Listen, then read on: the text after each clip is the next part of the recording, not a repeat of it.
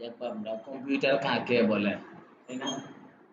Computer হচ্ছে একটা element, হাতিয়ার, তাই তো? কিছু কাজ করতে গেলে অবশ্যই হাতিয়ার লাগে না? মিস্ত্রি, কাঠ মিস্ত্রি যারা আছে ওদের দেখবেন আলাদা কি আছে, রাজমিস্ত্রি যারা আছেন, ওই যে জাহাজে যারা কাজ করে, আমরাই যারা পিসি ঠিক করেন, যারা আছে পিসি যেগুলা, তারা এগুলো কিছু নিয়ে আসে, তাইলে হাতিয়ার লাগে না? তাহলে আমি যে কাজ করতেছি, কোথায় কাজ করবো? তাহলে কম্পিউটার কাকে বলে একটু ভালো করে বুঝা। কম্পিউটার গ্রিক শব্দ, এটা বুঝে সমস্যা নাই। কম্পিউটার অর্থ হচ্ছে যে হিসাব করা বা গণনা করা, হিসাব করা বা গণনা করা। আজ থেকে 1830 সালে কম্পিউটার আবিষ্কৃত হয়েছিল ইউকেতে।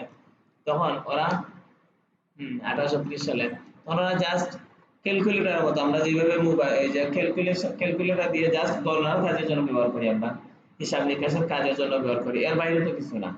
শুধু ক্যালকুলেটর আমরা শুধু হিসাব নিকাশ করার জন্য। এইভাবে কম্পিউটার যিনি আবিষ্কার করছিলেন, উনি প্রথমে জাস্ট ভাবছেন যে একটা ক্যালকুলেশনের জন্য একটা আবিষ্কার করছিলেন। আগে কি করা হইতো, কোনো কিছু গণনা করা হইতো কি দিয়ে, ওই যে পাথর দিয়ে, দেন দান অথবা নুড়ি পাথর বা অনেক কিছু আছিল, তাই তো? এগুলা দ্বারা তখন এগুলা দ্বারা কিন্তু পারফেক্টলি হইতো না, সব ভুল হয়ে যেত, একটা দুইটা বেশি চলে যেত, কম চলে যেত।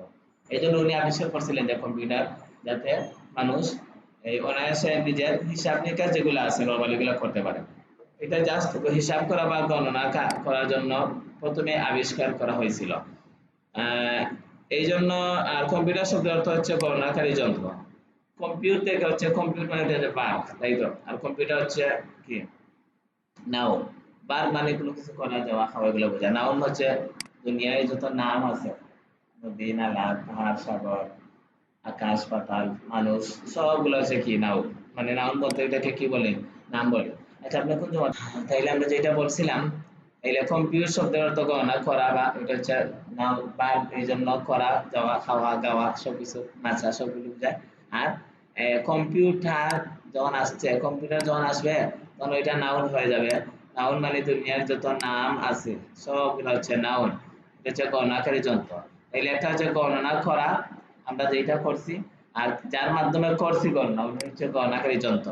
কিন্তু এখন আর কম্পিউটার শুধু গণনাকারী হিসেবে না, এখন ডে বাই ডে এমন উন্নতির চরম শিখা পৌঁছে গেছে, যারা যার দ্বারা যে কিছু করা যায় আমরা কল্পনার বাইরে, তাই না? কম্পিউটার দিয়ে যা কিছু করা যায় কল্পনার বাইরে। কম্পিউটার এমন এক যন্ত্র বা তন্ত্র গ্রহণ এবং বিভিন্ন প্রক্রিয়ার মাধ্যমে বিশ্লেষণ করে, তাই বলা হয়। এখন আমরা মেইন সংজ্ঞাতে আছি, কোনো সমস্যা সমাধানের জন্য ব্যবহারকারী কোনো ইনপুট বা নির্দেশনা প্রদান করলে সেই ইনপুট যা নির্দেশনা তৎক্ষণাৎ তা মেশিনের ভাষায় রূপান্তরিত হয়ে আউটপুট বা ফলাফল প্রদান করে। তাহলে তিনটা জিনিস বলছে। তো হচ্ছে কি, এটা হচ্ছে কি, ইনপুট বা ইনপুট দিবে, দেন হচ্ছে রূপান্তরিত হবে, রূপান্তরিত মানে প্রসেস হবে, দেন আউটপুট প্রদান করবে। আমি যখন কোনো কিছু দিব কম্পিউটারকে, তখন আমি যা কিছু দিব অবশ্যই লিখতে হবে। আমি মোবাইলে ঢুকছে, ঢুকে আমার একটা ইমেজ দরকার অথবা কিছু লিখা দরকার, একটা ওয়েবসাইট দরকার, বা আমার শপিং করবো তাহলে দারাজ আলিবাবা দরকার, তাই তো? ঢুকছে, ঢুকার সময় যে আমি ইনপুট দিচ্ছি, লিখা দিচ্ছি যেটা, ওইটা হচ্ছে আমার ইনপুট, তাই তো? লাস্টে যে আপনার লিখার পরে যে আমার একটা স্ক্রিনে আমার একটা ফলাফল আসছে, যে ধরনের যে ক্যাটাগরি চাইতেছি ইমেজ অথবা যে ক্যাটাগরি ওয়েবসাইট অথবা যে ক্যাটাগরি কন্টেন্ট চাইতেছি এটা চলে আসছে, ওটা হচ্ছে আমার কি, আউটপুট আসছে। আর মধ্যখানে একটা জিনিসে কাজ করছে, এটা হচ্ছে প্রসেসিং করছে। আপনি জাস্ট একটা জিনিস দিচ্ছেন ওরে, দেওয়াল দ্বারা অবশ্যই আছে না, কয়েক মিলি সেকেন্ডের ভিতরে উনি প্রসেস করছে যে আপনার ডাটা কোথায় কিভাবে আছে, আপনার কাছে এই সময় ডাটা আপনার আউটপুট শো করিয়ে দেওয়া। তাইলে আমরা দেখেন কম্পিউটার কোনো সমস্যার সমাধান, আমরা যখন কোনো সমস্যায় পড়বো তখন কম্পিউটারের কাছে আসবো, তাই না? সমস্যার জন্যই তো। মোবাইলে আমরা সমস্যার সমাধান করি না, যদি আমরা এন্টারটেইনমেন্ট একটু বেশি করি আমার ইদানিং, তারপরে আমরা এই বেকার জিনিসগুলো বেশি করি, বিনোদন বেশি নেই, তারপরে কিন্তু ভালো দিক আছে তারপরে, তাই না? তাহলে কোনো সমস্যার সমাধান করার জন্য ব্যবহারকারী কোনো ইনপুট বা নির্দেশনা, নির্দেশনা যা ইনপুট ইনস্ট্রাকশন বলতে পারি, ইনপুট দেওয়া মানে নির্দেশনা দিচ্ছি, প্রদান করলে তাৎক্ষণিক তা মেশিনের ভাষার উপর। মেশিনের ভাষা কি ভাই? সায়েন্স না আর্টস? কমার্স। আচ্ছা তাহলে মেশিনের ভাষা কি ভাই? মেশিনের ভাষা হচ্ছে কি, জিরো এবং ওয়ান। আপনার হচ্ছে কম্পিউটার, কম্পিউটার কিন্তু আপনার আপনার নাম লিখছে, এম অর আর জি এগুলো কিছু বুঝে না। কম্পিউটার শুধু যে জিরো এবং ওয়ানটাকে বলে বাইনারি, ইন্টারমিডিয়েট পড়ছেন পরে আসছে, তাই না? আইসিটি পড়ছেন অবশ্য, তাই না? আইসিটি পড়ছেন না? জিরো এবং ওয়ান হচ্ছে কি বাইনারি ভাষা। কম্পিউটারে কিন্তু সবার কিন্তু আলাদা ভাষা থাকে। আমাদের মাতৃভাষা হচ্ছে বাংলা। প্রতি দেশের জন্য, প্রতি কান্ট্রির জন্য বা প্রতি এ, প্রতি দেশের জন্য বা প্রতিটা জাতির জন্য আলাদা আলাদা ভাষা থাকে। চায়নারা দেখবেন কিভাবে কথাবার্তা বলে, উপজাতি যারা ওদের আলাদা ভাষা আছে। যেমন বাংলাদেশের মধ্যে সিলেট, আমরা এবং চট্টগ্রাম, তাই না? ওদের কি ভাষা একটু ভিন্ন, ঠিক আছে? তখন প্রতিটা এলাকা মানে এলাকা ভিত্তিক প্রতিটা মানে 12 কিলো অথবা 18 কিলো অন্তর অন্তর একটা ভাষার একটা তারতম্য সৃষ্টি হয়, তাই তো? তাহলে দেখেন কম্পিউটার একটা নির্দিষ্ট একটা ভাষা আছে যাকে আমরা বলি বাইনারি, বাইনারি বা মেশিন ল্যাঙ্গুয়েজ, মেশিন ভাষা। মেশিন ভাষা মানে মেশিন, মেশিন হচ্ছে ইংলিশ, আর ভাষা হচ্ছে বাংলা, মানে আমরা ইংলিশে বলতে মেশিন ল্যাঙ্গুয়েজ যেটা বলি। মেশিন ভাষা হচ্ছে জিরো এবং ওয়ান। আপনি যখন কম্পিউটারে কোনো কিছু দিচ্ছেন তখন উনি জিরো এবং ওয়ান ছাড়া কিছু বুঝবে না। তখন আপনার এই যে এ বি সি এগুলা জিরো ডিজিটাল সিগন্যালের মাধ্যমে তখন কম্পিউটারের কাছে যাবে, গিয়ে বলবে যে ভাই আমি হচ্ছে জিরো, আমি হচ্ছে ওয়ান। জিরো মানে হচ্ছে কি যে কোনো কিছু আপনি যে যেগুলো চাইতেছেন ওইটা হচ্ছে কি আপনার যদি সত্য হয় তাইলে ওয়ান দেখাবে, আর যদি মিথ্যা হয় তাইলে জিরো হবে। তখন ওই দুইটাই কিন্তু মেশিনের ভাষায় বাইনারি ভাষায় প্রসেস হয়ে গিয়ে আপনার A B C K convert করবে জিরো এবং ওয়ানের মাধ্যমে। জিরো এবং ওয়ান ওইটা ফলাফল দিয়ে ফলাফল প্রদান করে আপনাকে আবার কয়েক মিলি সেকেন্ডের ভিতরে আপনাকে আউটপুট প্রদান করবে। এটা হচ্ছে কি মেশিন ভাষায় রূপান্তরিত। মেশিন ভাষা হচ্ছে জিরো এবং ওয়ান রূপান্তরিত হয়ে 2 নম্বর কন্ডিশন বলছি যে মেশিনের ভাষায় রূপান্তরিত হওয়া। প্রথম কন্ডিশন বলছি যে ইনপুট দেওয়া, সেকেন্ড কন্ডিশন হচ্ছে যে মেশিনের ভাষায় রূপান্তরিত হবে, থার্ড কন্ডিশন হচ্ছে আউটপুট অথবা ফলাফল প্রদান করবে। তিনটা জিনিস বলছি।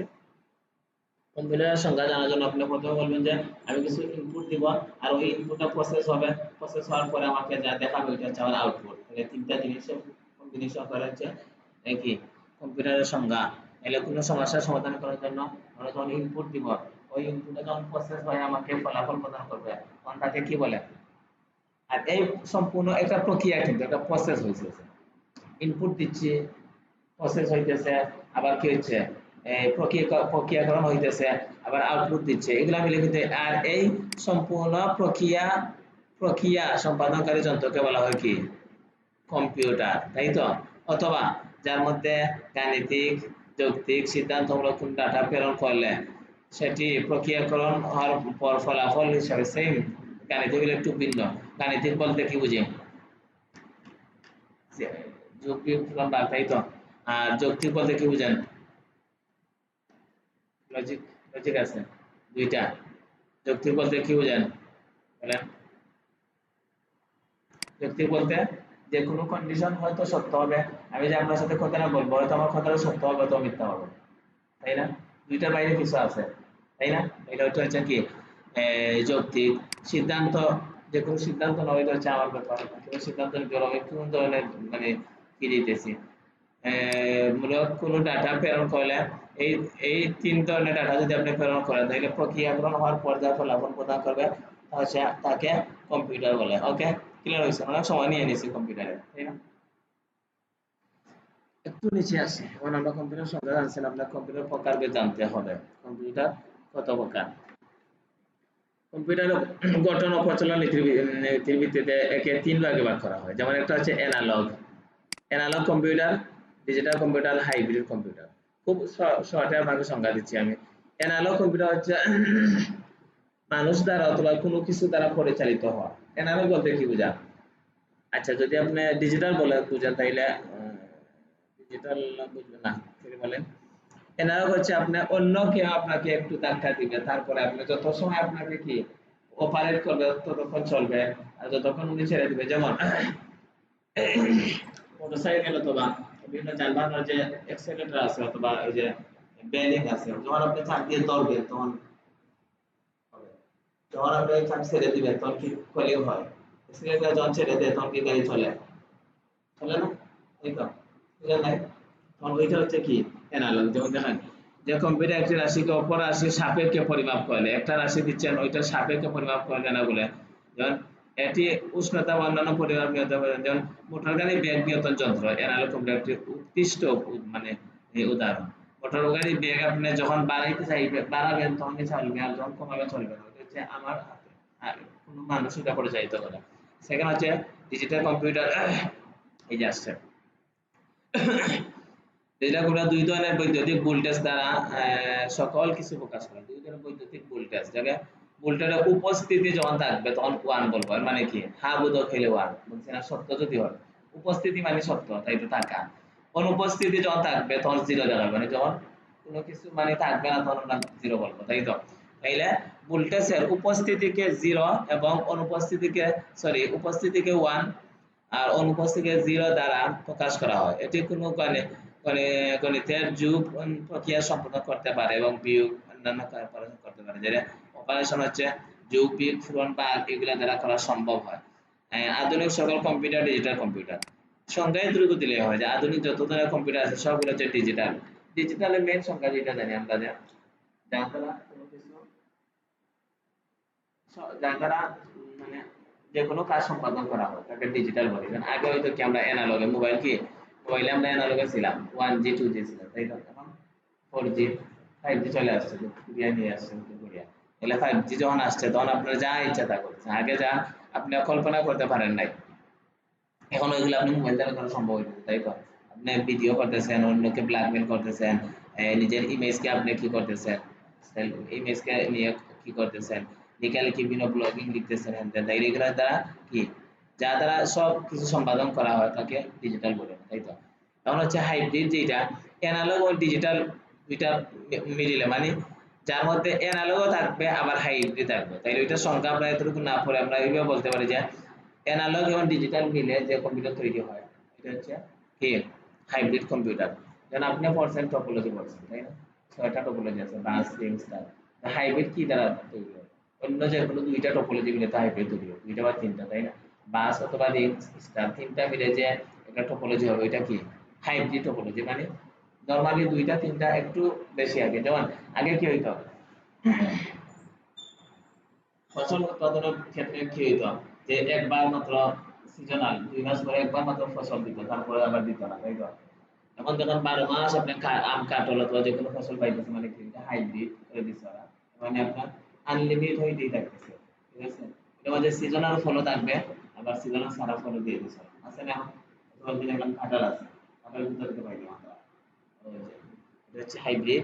তাহলে হাইব্রিড হলো একটি কম্পিউটার ওই দেখেন, কম্পিউটার যা অ্যানালগ ও ডিজিটাল কম্পিউটারের সর্বোত্তম বৈশিষ্ট্য সমন্বয়ে গঠিত। আমি যেটা বলছি, এই যে এই দুইটা যে বলছি অ্যানালগ ও ডিজিটাল কম্পিউটার বলছি না, দুইটা মিলে ওদের যে সর্বোত্তম বৈশিষ্ট্যগুলো সমন্বয় গঠিত। সর্বোত্তম বৈশিষ্ট্য মানে ওরা সর্বোচ্চ যে কাজ করতে পারে, এই কাজগুলো নিয়েই কি হয়, এটি বৈজ্ঞানিকরা পড়া লাগবে না আপনার। তাহলে আমরা একটু নিচে আসি, গুরুত্বপূর্ণ আরো কিছু আছে, যেমন আকার, সামর্থ্য, দাম ও গুরুত্বের ভিত্তিতে কম্পিউটার কত প্রকার। নরমাল আসলাম, আমরা কিন্তু দুইটা কম্পিউটার নিয়ে কাজ করি, একটা হচ্ছে ল্যাপটপ, একটা হচ্ছে ডেস্কটপ বলে তো, পিসি বলে, তাই তো। ওই দুইটা আমরা আসবো, এই দুইটা গ্রন্থ যে আমরা পড়তে পারি, তাইলে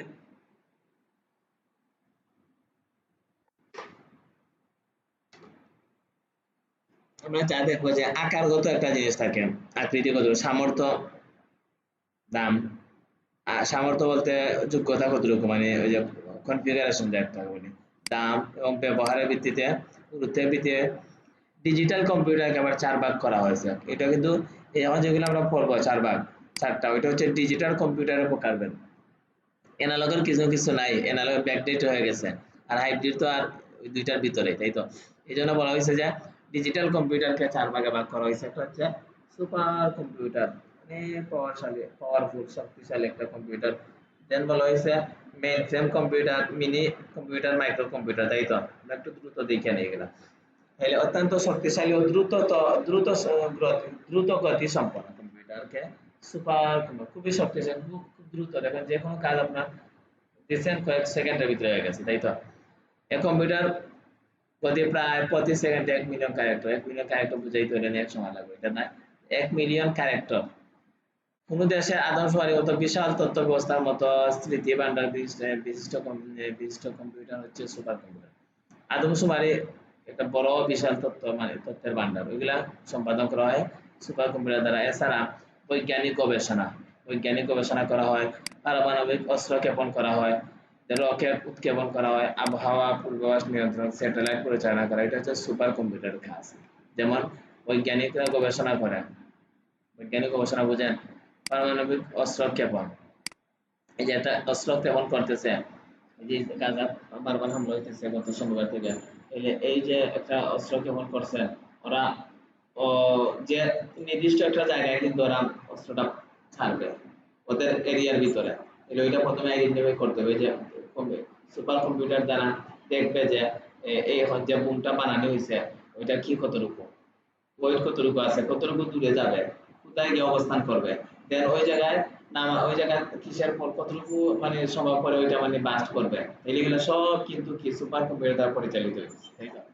আচ্ছা, রকেট উৎক্ষেপণ, রকেট বলতে বোঝা যায় কি বিমান, সবগুলাই রকেট বিমান, তাইলে উৎক্ষেপণ হওয়া, এটা বিমান উপরে উঠতেছে আবার নিচে নামতেছে, উপরে অবস্থান করতেছে, ওইটা কি দ্বারা সুপার কম্পিউটার দ্বারা পরিচালিত হইতেছে, তাই তো? দেন হচ্ছে আবহাওয়া পূর্বাভাস, যেমন আগামীকালকে কি হবে ওরা বলে দেয় না, ঘূর্ণিঝড় আসতেছে এক সপ্তাহ আগে বলে দেয় ওরা, তার মানে কি আবহাওয়া পূর্বাভাস কি ওইটা সুপার কম্পিউটার দ্বারা আকাশে কিনতে যায়, চন্দ্রে অথবা চাঁদের দেশে যায়, গিয়ে গবেষণা করে আকাশে সবকিছু বই রেখে যায়, আগামী মাসে এত তারিখ কি হবে, রমজান হবে, এত তারিখ কি হবে, বৃষ্টি হবে, বা এত তারিখ 5 দিন 6 দিন কি শুধু একটানা বৃষ্টি থাকবে, এটা বলে দেয় না পূর্বাভাস, এগুলা কি করা সুপার কম্পিউটার দ্বারা কি করা, স্যাটেলাইট পরিচালনা, বিভিন্ন স্যাটেলাইট আছে না, স্যাটেলাইটের সবকিছু কি আবার তথ্যগুলা জমা হইতেছে, আবার তথ্যগুলা অন্যদিকে আবার কি সার্ভিস দিচ্ছে, তো সবগুলা পরিচালনা হয় সুপার কম্পিউটার দ্বারা। আচ্ছা, ইত্যাদি কাজে ক্রাই ওয়ান একটা সুপার কম্পিউটার আছে, super X excel, X double L, excel মানে তাইলে এ ধরনের কম্পিউটার হচ্ছে, এই দুইটা নাম হচ্ছে কি সুপার কম্পিউটার দুইটার নাম, আর অনেকগুলো নাম আছে, যদি আপনারা সার্চ করেন তাইলে অনেকগুলো আসবে। দেন আছে মেইন ফ্রেম কম্পিউটার, বড় অ্যাপ্লিকেশন, যেমন যেমন মেইন ফ্রেম কম্পিউটার হচ্ছে যে প্রধানত গুরুত্বপূর্ণ এবং বড় অ্যাপ্লিকেশন বলতে আমরা কোনো লেখালেখি বোঝাই, যেমন জনসংখ্যা, জনসংখ্যা আপনাদের কত কোটি আছে বর্তমানে, আপনি 23 কোটির মতো চলে গেছে, জানেন না তো, 22 কোটি ক্রস করে ফেলছে, 16-17% বহুত আগে, আমরা আমরা 16-17 সালে ছিল মেবি, এখন মনে করেন যে 22.5 কোটি 22.5 কোটি চলে গেছে, তাহলে এই যে জনসংখ্যা, জনসংখ্যা, এরপরে কি এই শিল্প ও ভোক্তা পরিসংখ্যান, শিল্প কারখানাগুলো আছে যে, ভোক্তা অধিদপ্তর যেগুলো আছে, এন্টারপ্রাইজ রিসোর্স পরিকল্পনা এবং লেনদেন প্রক্রিয়াজাতকরণ, এন্টারপ্রাইজ রিসোর্স যেগুলো আছে ওগুলো মানে পরিকল্পনা করে, লেনদেন প্রক্রিয়াজাত করা, কোন ধরনের লেনদেনের কোন ধরনের কাজ, এগুলা নিয়ে মেইন ফ্রেম কম্পিউটার কাজ করে, তাই তো? এটা কোনো নাম টাম দেওয়া হয় নাই। দেন মিনি কম্পিউটার একটা আছে, যেমন কি যে কম্পিউটার টার্মিনাল লাগে প্রায় একসাথে অর্ধ শতাধিক ব্যবহারকারী করতে পারে, তাই মিনি কম্পিউটার, এটা শিল্প বাণিজ্য ও গবেষণাগারে ব্যবহার করা হয়ে থাকে। শিল্প যেগুলো আছে শিল্প কারখানা, ওইটা হচ্ছে একটা উদাহরণ দেয়, আপনি যখন মেডিকেলে কোনো একটা মেডিকেলে যাবেন, নিচতলায় গেছেন, গিয়ে শুধু আপনি আপনার ডাটা এন্ট্রি করছেন, ডাটা বলতে আপনার নাম বয়স বলছেন, 5 তলায় আপনি যখন লিফটে গেছেন, যাওয়ার পরে যখন ওই জায়গা থেকে একটা কাগজ বাইরে হইতেছে, নিচতলায় কিন্তু এক জায়গায় তারা লিখছে লিখা সব জায়গায় পাঠিয়ে দিচ্ছে, তাই তো?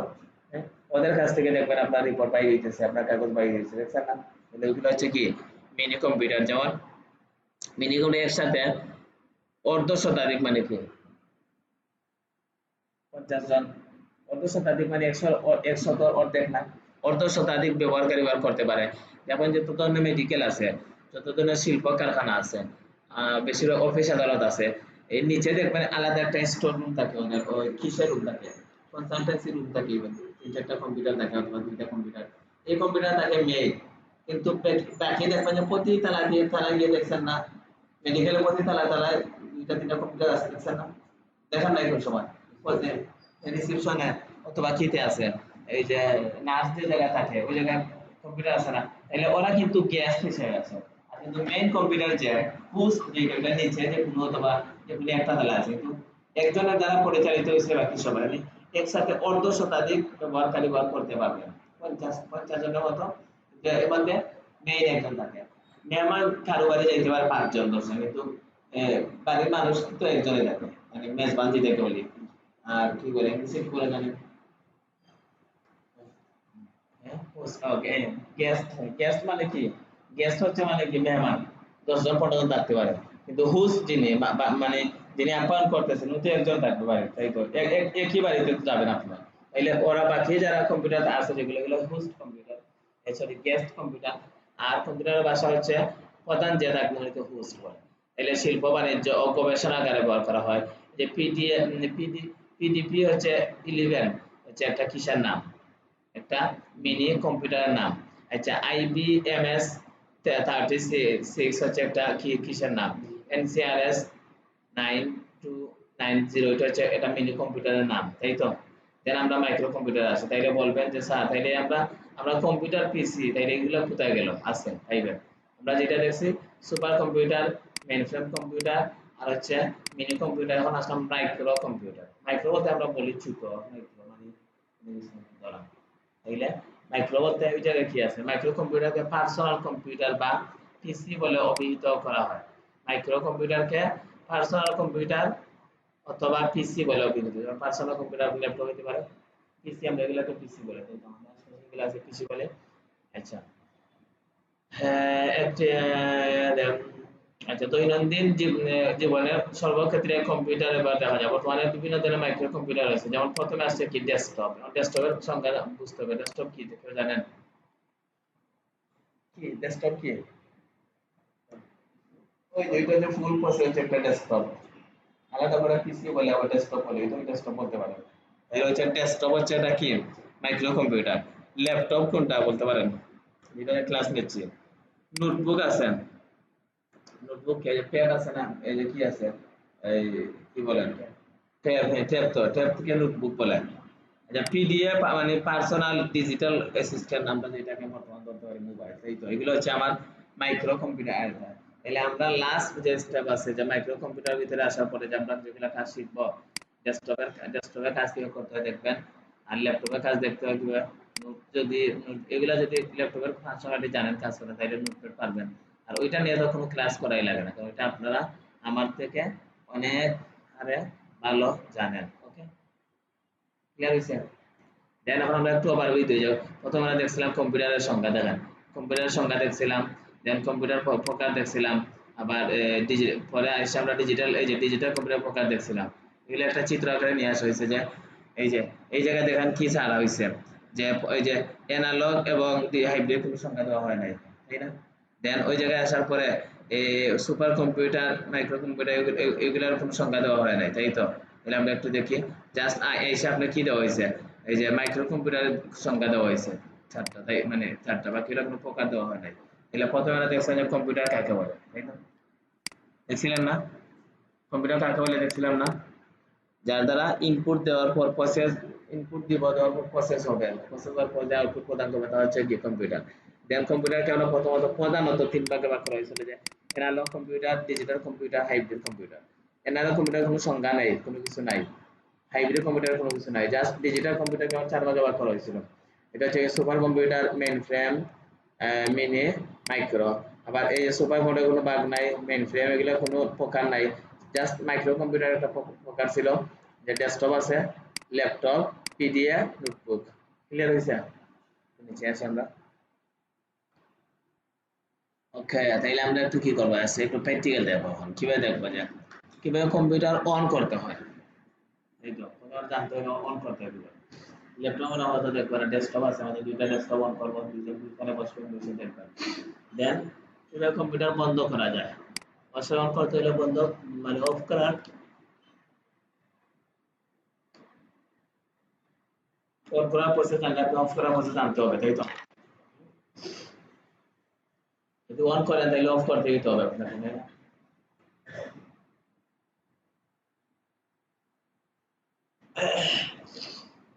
অন যদি করেন তাহলে অফ এর প্রসেস জানতে হবে, তাই তো? আচ্ছা, কম্পিউটার রিফ্রেশ প্রসেস জানতে হবে। কম্পিউটার অফ অন ডিস্টার্ব কিভাবে করতে হয় দেখবেন।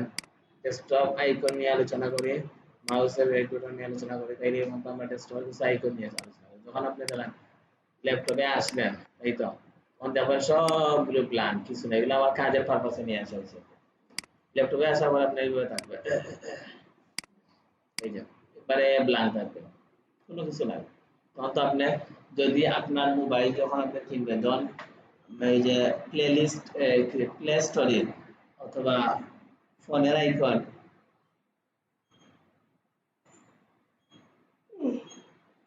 অথবা এসএমএস করার যদি অপশন না থাকে তখন আপনি মোবাইল চালাতে পারবেন।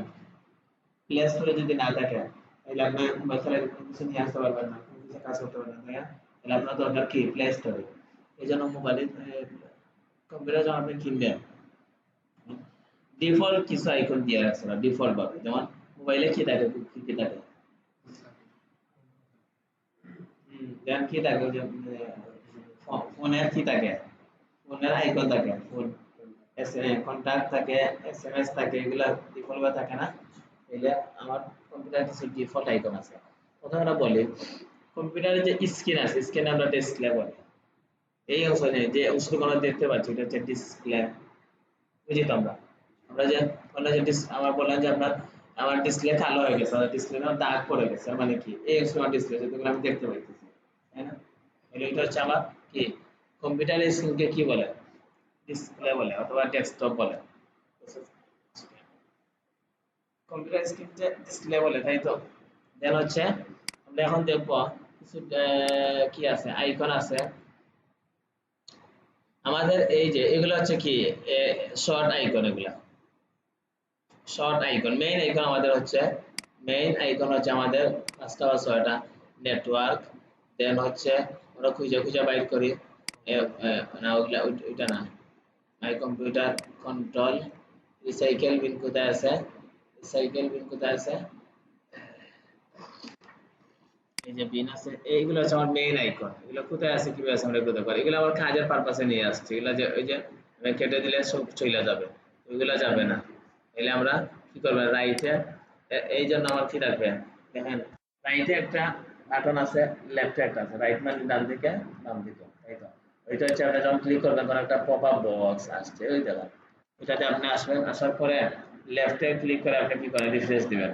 রাইটে রাইটে প্রথমে ক্লিক করছে, রাইটে এই যে মাউস ধরবেন কিভাবে বলি দে, এই যে এইভাবে ধরছেন, ঠিক আছে? আর মাউস হচ্ছে কি এটা ইঁদুরের মতো, তাই না?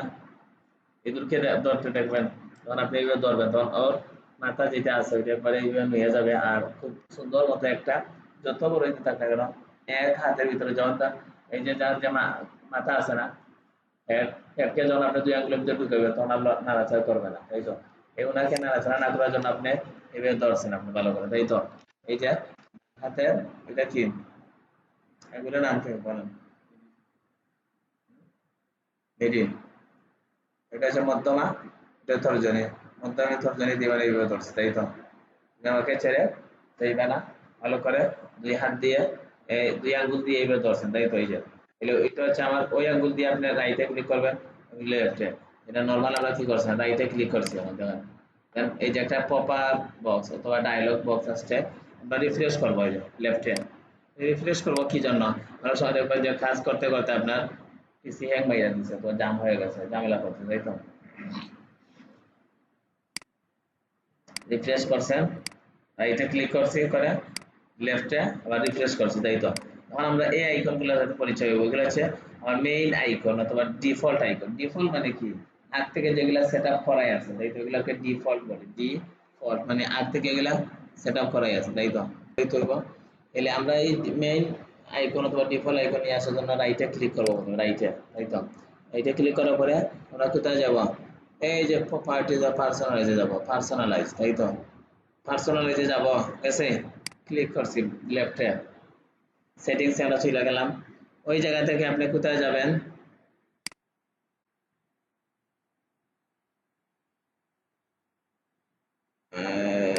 সম্ভবত ব্যাকগ্রাউন্ড, তাই তো? হ্যাঁ, ব্যাকগ্রাউন্ডে আপনি আসেন না, কালার, এই যে লক স্ক্রিনে যাবেন, হ্যাঁ লক স্ক্রিনে, লক স্ক্রিনে যাইতে হবে। লক স্ক্রিনে যাওয়ার পর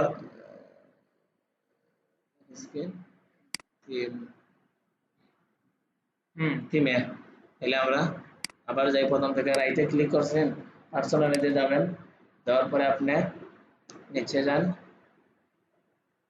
এই যে আমরা থিমে যাব, এই তো থিমে যান, ওই জায়গায় ডেস্কটপ আইকন সেটিংস আছে একটা অপশন, লিখাই আছে যে desktop icon setting, desktop icon setting এ যান। এই দেখেন আমার কি আসছে, 5টা জিনিস মানে চেক মার্ক করা আছে, আমি ওইটা চেক মার্ক তুলে দিচ্ছি। অ্যাপ্লাই ওকে, এগুলো আমার ডেস্কটপে শো করবে না এখন, এই যে এগুলো চলে গেছে দেখছেন, এগুলো নাই, কোথাও পাইবেন না খুঁজে, দেখছেন কোথাও নাই। এলে কি হইলো, আমরা খুঁজি একটু ভালো করে বিষয়গুলো দেখি। কম্পিউটার আছে, মানে আপনার কম্পিউটারে একটা নর্মাল কি একটা নাম দিয়ে খোলা হয়, যখন আপনার উইন্ডোজ দেওয়া হয় কম্পিউটার আসবে, চেকমার্ক করছেন। ইউজার আপনার যে নামে একটা ফাইল তৈরি করা হয়েছে ওই ফাইলের নাম আসবে। নেটওয়ার্ক থাকবে। রিসাইকেল বিন এর কাজ হচ্ছে কোনো কিছু ডিলিট করে দিলে ওই জায়গায় জমা হয়। কন্ট্রোল প্যানেল, তাহলে আমরা 4টা দিচ্ছি, এই যে অ্যাপ্লাই ওকে দিয়ে দিচ্ছি। এখন আপনার সাইটে আছে 4টা দিচ্ছি, কন্ট্রোল আসছে, এই যে মানে কম্পিউটার আসছে, এই যে কি আসছে, ফাইল আসছে, দেন রিসাইকেল বিন, এই যে এগুলো কিন্তু একটু আগে ছিল না, এখন চলে আসছে, তাই তো বুঝলেন। আবার যখন কোথা থেকে নিয়ে আসছি আমরা, পার্সোনালাইজ যাবেন, পার্সোনালাইজ থেকে আপনি থিমে যাবেন, থিমে যান,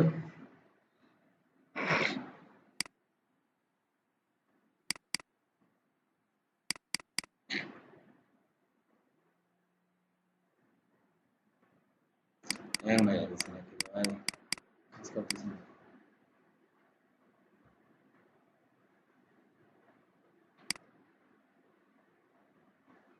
পার্সোনালাইজে যান, গিয়ে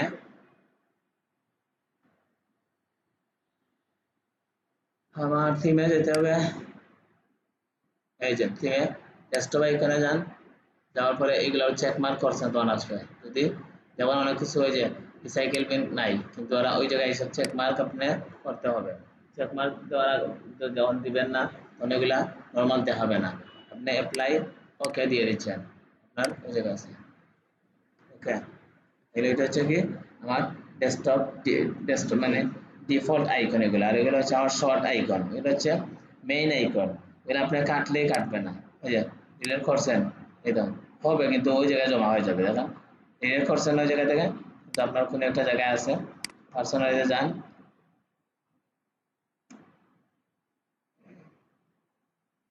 নিয়ে যান, ডেস্কটপ আইকনে যান, এই যে কন্ট্রোল প্যানেল ওই জায়গায় আছে, তাই তো অ্যাপ্লাই ওকে দিয়ে দিচ্ছেন, আবার চলে আসবে। এটা হচ্ছে আপনাদের কাজ।